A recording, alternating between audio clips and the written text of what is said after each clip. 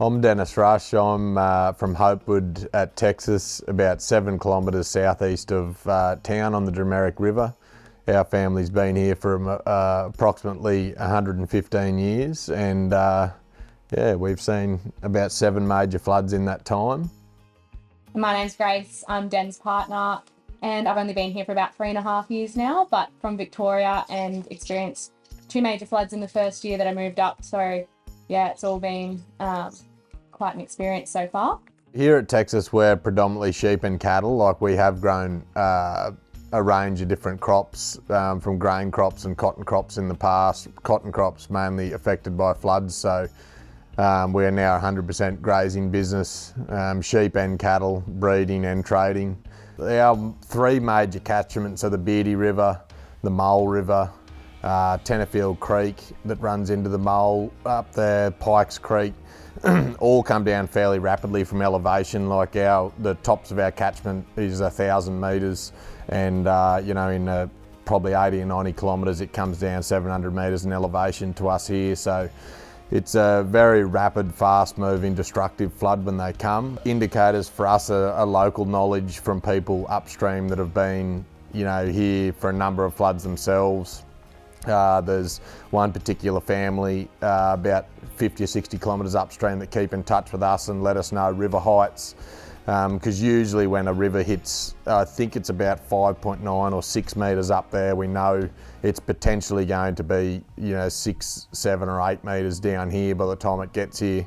It's basically 24 to 48 hours water will be from Tenterfield and Deepwater and Stanthorpe basically down here around us, and it'll, depending on the size of the flood, you could bank on 2 or 3 days without interaction with town. We go a lot off forecasts. Like, if they're talking, in excess of 100 millimetres of rainfall anywhere in the valley, over a 24-hour period, we'll be on flood watch straight away, whether that's getting everything off the river flats or certainly a portion of the cattle that will get stuck or sheep that'll get stuck first. There's really no excuse now not to know the volume of water coming downstream, like from the radar, watching the rain fall, to who got the rain on Facebook to see how much rain's been on the upper areas of the catchment. It's just about being vigilant and keeping a close eye on what's happening in the eastern ranges. It is just staying in touch with people, really, and communicating what they're doing, what are they doing to prepare, what are you doing to prepare. How can we support you? How can they support us? And that's sort of like that whole community morale thing as well, which is really nice to be a part of. Initially, when everyone on farm starts talking about the possibility of a flood, it's identifying the areas that the stock are going to go. So if they've got easy access to higher country off the river flats here, like we do, we look at what paddocks are available for those animals. We've got a number of confinement pens up the eastern end of the place, which haven't been used for a flood yet, but we've put them in purposely for flood preparation. So we don't have to box cattle and sheep. They can go into individual pens, and we'd always gone by the motto, better to be safe than sorry, because we did get caught in 76. So I think the main thing for us is acting early and doing the small stuff, the easy stuff first. And then in March 21, we basically, in a 24-hour period, got everything that was any value either on pallet racking in the shed, up on benches, everything from underneath the house up, and acted quite swiftly in those regards. But it's just a matter of being vigilant that it could flood and being prepared and having the steps in place or the system in place to act quickly to get livestock off the river.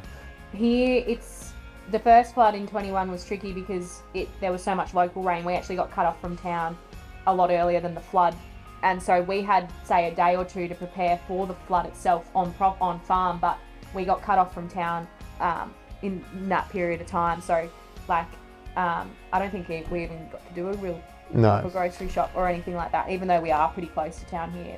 The way to look at a flood is that they're always going to happen, and it's part of what we do and how we farm here with irrigated cropping, with groundwater resources, and it's a vital part of our ecosystem. So I think in terms of humans farming and living on the flats, it's about adapting and enjoying enjoying the river flats. And taking responsibility for your own preparation and, you know, your own, I think our workers here are a priority for us too. Like, you know, we're working with them in during those flood preparation times.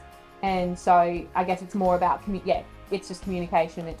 It's, you know, just working as a team and making sure everyone's all good and feeling okay. And yeah, just being able to look after yourselves and your property to the best of your ability.